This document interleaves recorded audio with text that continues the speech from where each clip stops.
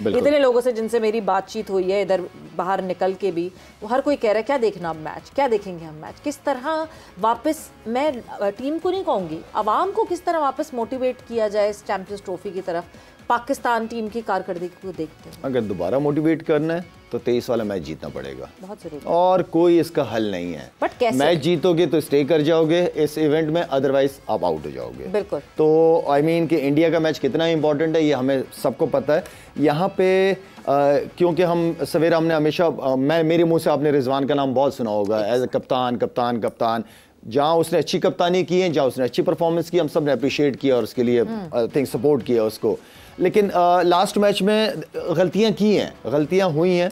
अगर आपके fast bowler, चाहे वो शाहीन है, नसीम है, हारिस रऊफ है, अगर वो 6.80 के इकॉनमी से बॉल कर रहे हैं, बॉलिंग कर रहे हैं, देन अगर मैं बॉलर सारे मेरे सामने हैं इस वक्त, नसीम का भी, शाहीन का 6.80, 6.30, हारिस 8.30, अगर हमारे फास्ट बॉलर इतने रन दे रहे हैं, वाई नॉट कि हम स्पिनर्स को ज़्यादा चांस दें। स्पिनर्स की बॉलिंग बहुत बेहतर रही है, अगर कंपेयर करूँ मैं अपनी फास्ट बॉलिंग से, तो कभी कभार ऐसी सिचुएशन हो जाती है कि आपको स्पिनर्स को ज़्यादा मौका देना पड़ रहा होता है, क्योंकि वो उस सिचुएशन के हिसाब से, कंडीशन के हिसाब से अच्छी बॉलिंग कर रहे होते हैं। तो यहाँ रिजवान की गलती, रिजवान को as a captain Saud Shakeel की बजाय खुद लीड करना चाहिए था, ओपन करनी चाहिए थी, क्योंकि आपके इसने ओपन करता हुआ आया T20 के अंदर, तो आइडिया और कॉम्बिनेशन विद बाबर आजम बड़ा अच्छा उसका रहा है पास्ट में। साथ में बाबर के साथ अंडरस्टैंडिंग है ना, अंडरस्टैंडिंग है बाबर के साथ, बहुत अच्छी अंडरस्टैंडिंग है उसकी। एंड देन फिर एक बड़ा ब्लंडर, गलती नहीं करूंगा, ब्लंडर कहूंगा इस बात को,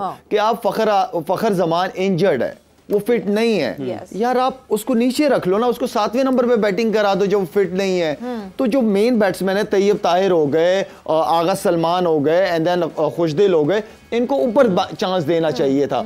तो ये मेरे ख्याल में बहुत बड़ी बड़ी गलतियां हैं, और इस तरह की गलतियां हम इंडिया के खिलाफ ना बैटिंग, ना बॉलिंग, ना फील्डिंग में हम नहीं कर पाएंगे, अफोर्ड कर ही नहीं पाएंगे। डू और डाई वाली सिचुएशन है इस वक्त। तो रिजवान को अपना कैरेक्टर दिखाना पड़ेगा, उसको लीड करना पड़ेगा फ्रंट से एज अ कैप्टन। तो ये बाकी ऑल द बेस्ट उनको जी, लेकिन ये इतने बड़े ब्लंडर या गलतियां गुंजाइश नश्ता। और शायद भाई आपका ये मानना है कि चूंकि सलमान और उसके ओवर थे 7 एक सलमान ने किए और 3 उसने किए खुशदिल ने, तो ये 10 ओवर से कप्तान को इनको उस वक्त में इस्तेमाल कर लेना चाहिए था अगर फास्ट बॉल उसको रन हो रहे हैं तो। हाँ बिल्कुल इसी तरह होना चाहिए। उनके स्पिनर्स ने भी बॉलिंग की है ज्यादा, ठीक है ना। हमारे अगर शाहीन 2-3 मैचों से आखिरी ओवर में ज्यादा रन दे रहा है तो नहीं देना चाहिए, ठीक है ना। किधर गई वो यॉर्कर्स जो पाकिस्तान मशहूर है हमेशा यॉर्कर्स के ऊपर, ठीक है ना, या हारिस रऊफ मशहूर है बॉलिंग उसके ऊपर यॉर्कर्स। हाँ बिल्कुल, अगर ये नहीं कर रहे तो एक सिचुएशन ऐसी आ जाती है कि आप अपने स्पिनर से ज्यादा ओवर करते थे। हमारे टाइम में अगर फास्ट बॉलर होते थे 2-3, उसके बाद सारा मैं, सईद अजमल, मोहम्मद हफीज, इवन के शोएब मलिक भी बीच में आगे कंट्रीब्यूट करते थे।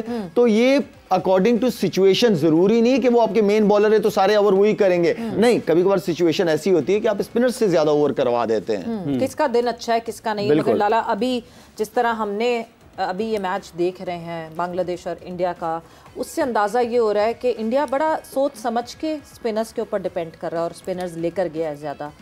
हम इस मामले में फिर फंसेंगे जब हम 23 को वापस उतरेंगे, तो हमारे पास तो स्पिनर वही हैं जो पार्ट टाइमर्स हैं या अबरार हैं। इसी तरह ही करना पड़ेगा आपको जाना है। अब सारी बात, हमारे जो बेंच पे बैठे कोई ऐसा नहीं बैठे, सारे स्पिनर्स आपके खेल रहे हैं ऑलरेडी, जो भी आधे स्पिनर्स हैं। तो ये तो आई मीन के चैंपियंस ट्रॉफी शुरू होने से पहले होना चाहिए था कि हमारे पास बेंच में एक रेगुलर स्पिनर होता, चाहे वो साजिद होता, चाहे कोई भी होता। तो हमारे पास एक बेंच पे एक स्ट्रेंथ होनी चाहिए थी। लेकिन अब डेफिनेटली यही कॉम्बिनेशन है हमारा, मुझे लग रहा है इसी के साथ ही जाना पड़ेगा हमें। आई डोंट नो कि फ़खर अगला मैच फ़खर तो अब वैसे भी आउट हो गया, इमाम आ गया। इमाम का ऑनेस्टली स्पीकिंग पहले नाम होना चाहिए था।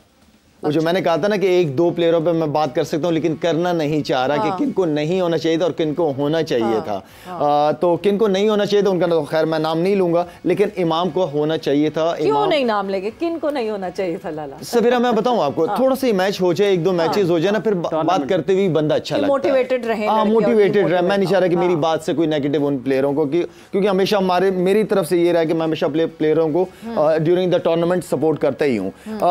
बाकी नाम बिल्कुल लेंगे, लेकिन इमाम का ये था कि इमाम की अगर पास्ट की परफॉर्मेंसेस देखी जाए तो इमाम ने बहुत ज़बरदस्त परफॉर्म किया है। उसने बड़ी अच्छी अच्छी परफॉर्मेंसेस दी हैं, बड़ी टीमों के खिलाफ परफॉर्मेंसेस दी हैं। और जबकि आप इंजरी, एक लड़का फ़खर आप भी इंजरी मतलब इंजर्ड होके आ रहा है, दोबारा वो आ रहा है, तो वो एक जहन में होना चाहिए कि आपको एक ओपनर बेंच पे बिठाना चाहिए था, एक स्पिनर बिठाना चाहिए था आपको, एक फास्ट बॉलर बिठाना चाहिए था आपको। तो ये वो चीज़ें जो टीम की ज़रूरत होती हैं, पड़ती हैं। तो अब बात वही है कि हमें खामोश करना है, तो उसके लिए 23 का मैच जीतो।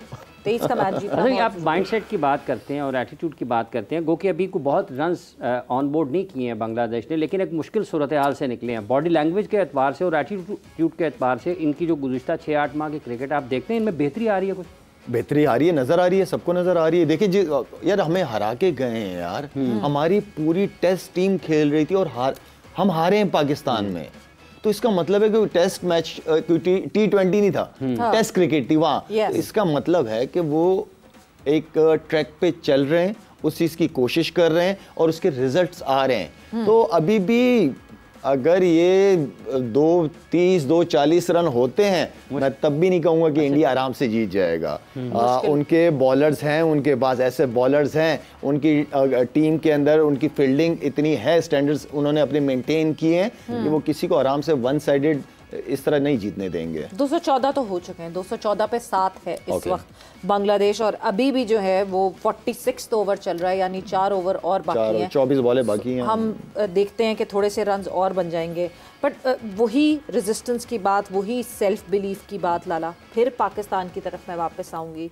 इन लड़कों को सेल्फ बिलीफ दिलाने के लिए क्या करना पड़ेगा? कौन आके इनको सेल्फ बिलीफ दिलाएगा? कौन आके इनको वो एनर्जी इनके अंदर इंजेक्ट करेगा कि वो सेल्फ बिलीफ कहाँ से लेकर आएंगे? मैनेजमेंट, जो आपकी सराउंडिंग में सारी मैनेजमेंट बैठी हुई है, वो जगाएगी प्लेयरों को, वो उनकी पास की परफॉर्मेंसेस याद दिलाएंगे, वो उनको मोटिवेट करेंगे। वो किस लिए होते हैं और क्या? टिकटें देने के लिए तो नहीं होते ना, या डेली अलाउंस देने के लिए तो नहीं होते। वो मोटिवेट करती है, मैनेजमेंट होती है, जिनका रोल हमेशा से एक वालिद साहब की तरह रहता है कि नहीं भाई उठो, क्या हो गया, पास में भी हमारे साथ हुआ, हारे हैं मैच, लेकिन अगला मैच कितना इंपॉर्टेंट मैच है, उसके लिए तो पूरा उनको जोड़ना पड़ेगा, पूरा उनको उठा के रखना पड़ेगा कि ये मैच जीत जाओ, पीछे सब भूल जाते हैं, कवर हो जाती हैं चीजें। इंडिया के खिलाफ मैच जीतो आप लोग। क्योंकि लाला, एक आपने रिजवान के बारे में बात की, कल एक ऑब्जर्वेशन है, मैं आपसे शेयर करना चाहती हूँ, आप बताइएगा गलत है या सही है। ऐसा लगता है जैसे रिजवान ने अगर जहन में एक चीज़ बनाई हुई है ना, और जब उससे अलग चले जाते हैं तो उसके बाद उनको समझ नहीं आता क्या करना। उन्होंने ये सोचा हुआ था 260 270 तक हम रिस्ट्रिक्ट कर देंगे न्यूजीलैंड को, जो उन्होंने पोस्ट मैच सेरेमनी में बात भी की, और जब उससे क्रॉस होना शुरू हुआ target, you could see Rizwan आखिरी 5 ओवर में जितना फ्यूरियस था रिजवान, स्टंप माइक पे चीखते हुए वो सुनाई दिया, नसीम के ऊपर चीखते हुए सुनाई दिया, लिटरली ताने मारते हुए कि जान मार लो थोड़ी सी। और ठीक है, होता है, कप्तान और बॉलर्स में ये चलता है, मगर एक पॉइंट पे ऐसा लग रहा था कि पूरी टीम एक दूसरे के खिलाफ हुई थी। सवेरे देखें, हम हमेशा बात करते रहे हैं कि पाकिस्तान टीम की कप्तानी जो है ये आसान काम नहीं है, प्रेशर्स आते हैं। अच्छा, प्रेशर हैंडल कैसे करना है, ये वो भी आपको आना चाहिए। अब एक कप्तान को ये नज़र आ रहा है कि यार ये टीम 260-70 पे आउट हो जाएगी, ठीक है, एंड देन फिर प्रेशर कप्तान पे आ रहा है, सारा कुछ आ रहा है कि यार अब ये जा रहे हैं 300 प्लस करने जा रहे हैं, तो वो कप्तान के जहन से चीजें फौरन, मतलब ये क्या हो रहा है, क्यों हो रहा है, क्यों लड़के एक्स्ट्रा एफर्ट नहीं कर रहे, क्यों गंदी बॉलिंग कर रहे हैं, ठीक है। तो उस चीज का प्रेशर आ जाता है। बड़े कम प्लेयर्स हैं जो हैंडल कर लेते हैं, बड़े कम ऐसे लोग हैं, जैसे इंजी भाई थे कप्तान, या धोनी हो गए, वो अपने चेहरे पे नहीं आने देते थे वो प्रेशर। इसलिए कि कप्तान एक ऐसा कप्तान क्यों, लीडर क्यों अलग होता है? लीडर वो इसलिए अलग होता है कि वो प्लेयरों से अलग सोचता है, प्लेयरों से अलग उसकी सोच अलग होती है। तो वो जो है प्रेशर इसलिए उसके ऊपर आ गया था कि जो उसका प्लान था वो एग्जीक्यूट नहीं हो रहा था, और उसको लग रहा था कि अगर ये 300 प्लस चला जाएगा, फ़खर भी नहीं है एज अ ओपनर, तो वो सारी चीज़ें आसान नहीं होती जब ड्रेसिंग रूम की तरफ आप जा रहे होते हो। और 300 प्लस पाकिस्तान ने यार कितनी दफ़ा चेस किया होगा, ठीक है ना। हम तो शुरू से जब प्रेजेंटेशन पे जब हम टॉस पे जाते हैं तो हमने 280 290 का तो यही टारगेट हमने काफी अरसे से रखा, 4 दफा अच्छी टीम्स के खिलाफ 4 दफा, ठीक है ना, तो अच्छी टीम के खिलाफ 4 दफा, ऊपर से आपके जहन में ये हो कि बॉल ने गीला हो जाना है बाद में, वो भी नहीं हुआ, ड्यू फैक्टर भी नहीं था। तो आई थिंक कि मेरे ख्याल में ड्रेसिंग रूम जाते जाते ही मेरे ख्याल में कुछ आध प्लेयरों के दिल दिमाग में होगी कि यार ये तो मुश्किल हो गया। अगर हम पहले खेल रहे होते, जैसे आपने कहा कि ड्रेसिंग रूम जाते हुए जहन में होता कि 300 से ज़्यादा हो गए, लेकिन अगर ये पहले पाकिस्तान बैटिंग कर रहा होता तो सूरत हाल मुख्तलिफ होती। यार अब कुछ कह कर नहीं सकते नहीं है कि उसमें उस वक्त उस माइंड सेट के हिसाब से हम खेलते, वो तो अलग चीज़ है कि जब जाती, लेकिन होता ये है नॉर्मली इंजर्ड होता, फखर इंजर्ड होता, वो तो फिर बात की चीज़ें तो अल्लाह ही बेहतर जानता है। लेकिन जो पॉजिटिव कॉल होती है वो हमेशा वो टॉस जीत के बैटिंग ही होती है, बैटिंग ही होती है। हाँ, जिस तरह आज जो है वो ठीक है, बांग्लादेश ने अपने आप को चैलेंज किया, शुरू में 5 विकेटें गिर गई, मगर बांग्लादेश ने भी टॉस जीत के पहले बैटिंग की पहले, और कितनी बड़ी बॉलिंग लाइनअप है इंडिया की, उसके बावजूद उन्होंने बैटिंग। बिल्कुल। अच्छा लाला, ठीक है, इमाम का वीज़ा भी लग गया, इमाम को टेक्निकल कमेटी से जो है वो अप्रूवल भी मिल गई, क्या पता 23 को इमाम आपको खेलते हुए भी दिखें, मगर एक तरफ बाबर एक तरफ इमाम, हम हमेशा ये बात करते हैं कि पावर प्ले ही तो है जिसमें फ़ायदा उठाना है, दोनों एक तरीके से खेलते हैं, दोनों को तेज़ नहीं खेलना आता, क्या ऊपर नीचे कुछ करने की ज़रूरत है अब बैटिंग ऑर्डर में या नहीं? देखिए अब ये तो कप्तान और मैनेजमेंट का माइंडसेट पता होना चाहिए कि प्लेयर से क्या रिक्वायरमेंट है उनकी, वो क्या चाहते हैं कि बाबर और इमाम में से कोई एक अटैक करे, या दोनों ये प्लान के साथ भिजवा रहे हैं कि नया बॉल सी ऑफ करना है, ठीक है, विकेटें हाथ में रखनी है, बाद में हम कवर कर लेंगे, ठीक है ना। अब ये 90s की क्रिकेट नहीं है कि बाद में चीज़ें कवर की जाती हैं। हाँ। अब अगर आपको पहला बॉल मिलता है और आपके एरिया में मिलता है, आप जाते हो उसको बाउंड्री के लिए, ठीक है, आपने बॉलर को भी प्रेशराइज करना है। अगर आप चांस नहीं लोगे तो बॉलर ने तो अपनी लाइन और लाइन छोड़नी ही नहीं है, वो तो वहीं करता रहेगा। अब डिस्टर्ब करना है बॉलर को तो डेफिनेटली उसके लिए आगे निकल के या थोड़ा रूम दे के ये वो सारी चीजें आपको करनी पड़ेंगी अगर आपने प्रेशर में नहीं आना। हमारी डॉट बॉल्स क्यों ज्यादा होती हैं, डॉट बॉल क्यों ज्यादा खेल जाते हैं, हम स्ट्राइक रोटेट ही नहीं करते, हम फंसे वहीं पे हैं। लास्ट मैच में हमने स्ट्राइक रोटेट ही नहीं किया, ना बाबर की तरफ से हुआ है ना फखर की तरफ से हुआ है। फखर की वजह से बाबर पे भी प्रेशर आ गया। हाँ। ठीक है ना, अब बाबर ने इतनी बॉलें खेल ली हैं, 90 बॉलों पे 67 या जो भी रन किए हैं, तो अब मैं क्यों बाबर के बारे में ये बात करता हूं कि वो हमेशा मैंने बहुत ज्यादा सपोर्ट किया, लेकिन बाबर खत्म करे उस चीज को। उस अगर आप 90 बॉल क्या आप 1000 बॉलें खेल लो, मतलब लेकिन एंडिंग उसकी पर ये हो कि इस तरह न्यूजीलैंड के प्लेयरों ने खेला है। हाँ। उन्होंने भी पहले ज्यादा बॉलें खेली हैं, देन उसको बाद में कवर किया है उन्होंने खेल खेल के। बिल्कुल। अब तो मेरा मतलब है कि हमें इस प्लान को जो है वो बिल्कुल आखिर तक हम नहीं रख सकते। ठीक है, आपको उस सिचुएशन के हिसाब से उस रन रेट को मेंटेन करना पड़ता है, चाहे कोई भी हो, आपको चांस लेना पड़ता है बीच में।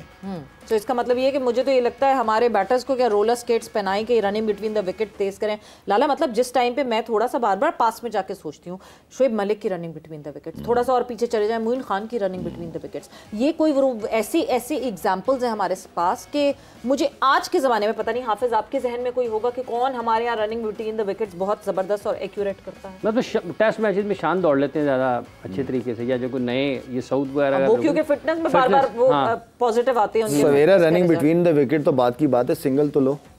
हाँ ना, सिंगल ही ले लो।